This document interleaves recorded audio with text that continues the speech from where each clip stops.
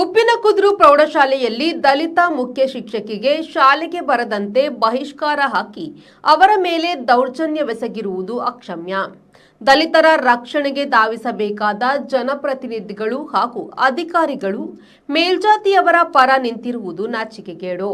ಜಿಲ್ಲಾಡಳಿತಕ್ಕೆ ದಲಿತರ ರಕ್ಷಣೆ ಮಾಡಲು ಯೋಗ್ಯತೆ ಇಲ್ಲದಿದ್ದರೆ ಕುರ್ಚಿ ಖಾಲಿ ಮಾಡಲಿ ಎಂದು ದಲಿತ ಸಂಘರ್ಷ ಸಮಿತಿ ಭೀಮಗರ್ಜನೆ ಇದರ ರಾಜ್ಯಾಧ್ಯಕ್ಷ ಉದಯಕುಮಾರ್ ತಲ್ಲೂರು ಆಕ್ರೋಶ ವ್ಯಕ್ತಪಡಿಸಿದರು.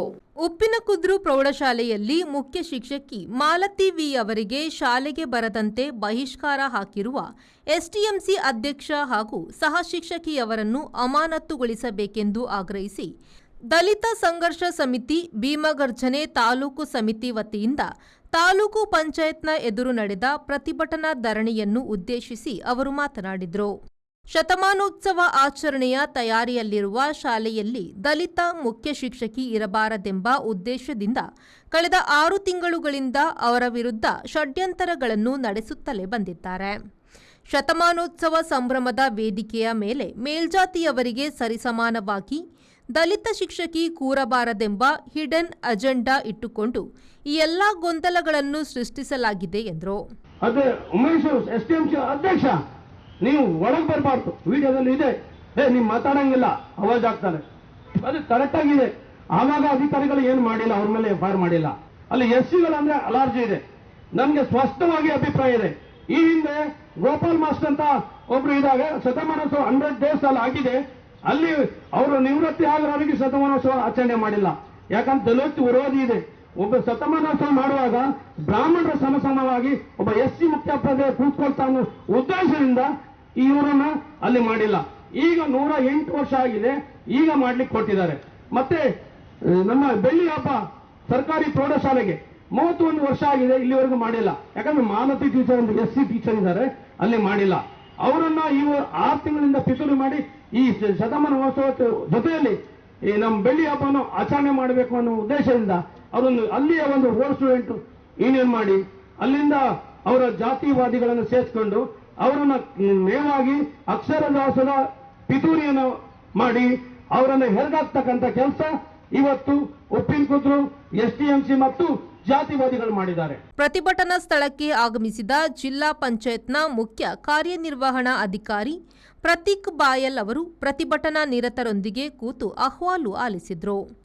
ಸುದೀರ್ಘ ಅರ್ಧ ಗಂಟೆಗೂ ಮಿಕ್ಕಿ ಸಮಾಲೋಚನೆ ನಡೆಸಿದ ಬಾಯಲ್ ತಾಳ್ಮೆಯಿಂದ ಪ್ರತಿಭಟನಾ ನಿರತರ ಬೇಡಿಕೆಗಳಿಗೆ ಕಿವಿಯಾದರು. ನೊಂದ ದಲಿತ ಶಿಕ್ಷಕಿ ಮಾಲತಿ ಬಿ ಅವರೊಂದಿಗೆ ಮಾತುಕತೆ ನಡೆಸಿ 15 ದಿನಗಳೊಳಗೆ ಗೊಂದಲಗಳನ್ನು ಬಗೆಹರಿಸುವಂತೆ ಭರವಸೆ ನೀಡಿದರು. ಬಳಿಕ ಆಗಮಿಸಿದ ಬೈಂದೂರು ಶಾಸಕ ಗುರುರಾಜ್ ಗಂಟಿಹೊಳೆ ಪ್ರತಿಭಟನಾ ನಿರತರ ಅಹವಾಲು ಆಲಿಸಿದರು. ಕೂತು ಬಗೆಹರಿಸಿಕೊಳ್ಳಬಹುದಾದ ವಿಚಾರ ಪೊಲೀಸ್ ಠಾಣೆಯ ಮೆಟ್ಟಿಲೇರುವ ತನಕ ಹೋಗಿದೆ. ಶಾಲಾ ವಿದ್ಯಾರ್ಥಿಗಳು ರಾತ್ರಿ ತನಕ ಪ್ರತಿಭಟನೆ ಮಾಡುತ್ತಿದ್ದಾಗ ಶಾಸಕನಾದವನು ಹೋಗುವುದು ನನ್ನ ಜವಾಬ್ದಾರಿ. ಹೀಗಾಗಿ ಶಾಲೆಗೆ ತೆರಳಿ ಗೊಂದಲ ಬಗೆಹರಿಸಲು ಪ್ರಯತ್ನಿಸಿದೆ. ಇನ್ನು ಮುಂದೆಯೂ ಸಂಘರ್ಷಗಳಾಗದಂತೆ ಗೊಂದಲಗಳನ್ನು ಬಗೆಹರಿಸಿಕೊಳ್ಳೋಣ ಎಂದರು. ಡಿಸ್ಟರ್ಬೆನ್ಸ್ ಆಯಿತು, ಮಕ್ಕಳು ಸ್ಟ್ರೈಕಿ ಕೂತಿದ್ದಾರೆ ಅಂದಾಗ ನನಗೆ ಯಾರು ಫೋನ್ ಮಾಡಿದ್ರು ಎಲ್ರಿಗೂ ಹೇಳಿದೆ, ಅದು ಬೇಗ ಮಾತುಕತೆ ಮಾಡಿ ಮುಗಿಸಿ. ಮಕ್ಕಳು ಧರಣಿ ಕೂತ್ಕೊಳ್ಳೋದು ಒಳ್ಳೇದಲ್ಲ, ಕಾನೂನು ಪ್ರಕಾರನೂ ಒಳ್ಳೇದಲ್ಲ. ಅಲ್ಲಿದ್ರು ಹೇಳಿ, ಈಗ ನೀವು ಎಲ್ಲ ಇದ್ರಿ, ಮಕ್ಕಳೆಲ್ಲ ಶಾಲೆಗೆಲ್ಲ ಸ್ಟ್ರೈಕ್ ಮಾಡ್ಬೇಕು ಅಂದ್ರೆ ಟೆನ್ಷನ್ ಮಕ್ಕಳೆಲ್ಲ ಕಾನೂನು ಪ್ರಕಾರನೂ ತಪ್ಪು, ನಮಗೂ ಅದು ಒಳ್ಳೇದಲ್ಲ. ಸೊ ಹಾಗಾಗಿ ನಾನು ಬರಬಾರ್ದಲ್ಲಿಗೆ ಅಂತೇಳಿ ಹೇಳಿ ಬೇಗ ಮುಗಿಸಿ ಅಂದಾಗ ಮುಗಿಯದೆ ನಾನು ಎಷ್ಟು ರಾತ್ರಿ 10 ಆಯ್ತಾ, 11 ಗಂಟೆ, 45 10 ಗಂಟೆನೂ ಆಯ್ದಿತ್ತು. ಎಲ್ಲರೂ ಅಧಿಕಾರಿಗಳಿಗೆ, ಆಡಳಿತದವರಿಗೆ, ಪೊಲೀಸಿಗೆ ಎಲ್ಲರಿಗೂ ಫೋನ್ ಮಾಡಿದ್ರೆ ಎಂತ ಗಲೀಜದು, ಏನಾದರೂ ನೀವು ಸರಿ ಮಾಡಿ. ಮಕ್ಕಳದ್ದು ಮಿಸ್ಟೇಕ್ ಅಲ್ಲ, ಇಷ್ಟಾಗಿ ಮಕ್ಕಳದ್ದು ಮಿಸ್ಟೇಕ್ ಅಲ್ಲ, ಆಯ್ತಾ? ಅದರಲ್ಲಿ ಏನು ಕತೆ ಅದನ್ನ ಮತ್ತೆ ವಿಚಾರಣೆ ಮಾಡಿ ಮಕ್ಕಳನ್ನ ಮನೆ ಕಳಿಸಿ ಅಂತ ಹೇಳಿದಾಗ ಯಾರು ಕಳಿಸಲಿಲ್ಲ.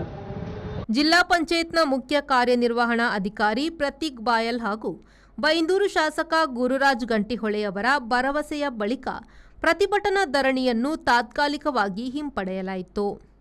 ಪ್ರತಿಭಟನೆಯಲ್ಲಿ ದಲಿತ ಸಂಘರ್ಷ ಸಮಿತಿ ಭೀಮಗರ್ಜನೆಯ ಜಿಲ್ಲಾ ಸಂಚಾಲಕ ಚಂದ್ರ ಅಲ್ತಾರು, ಮುಖಂಡರಾದ ವಿಜಯ್ ಕೆಎಸ್, ಚಂದ್ರಮ ತಲ್ಲೂರು, ಮಂಜುನಾಥ ಗುಡ್ಡೆಯಂಗಡಿ, ರಾಘವೇಂದ್ರ ಬೈಂದೂರು, ಶಶಿ ಬಳ್ಕೂರು, ರಾಮ ಬೆಳ್ಳಾಲ, ವಸಂತ ವಣ್ಸೆ ಮತ್ತಿತರರು ಉಪಸ್ಥಿತರಿದ್ದರು. ಶ್ರೀಕಾಂತ್ ಎಮ್ಮಾಡಿ, ವಿ4 ನ್ಯೂಸ್, ಕುಂದಾಪುರ.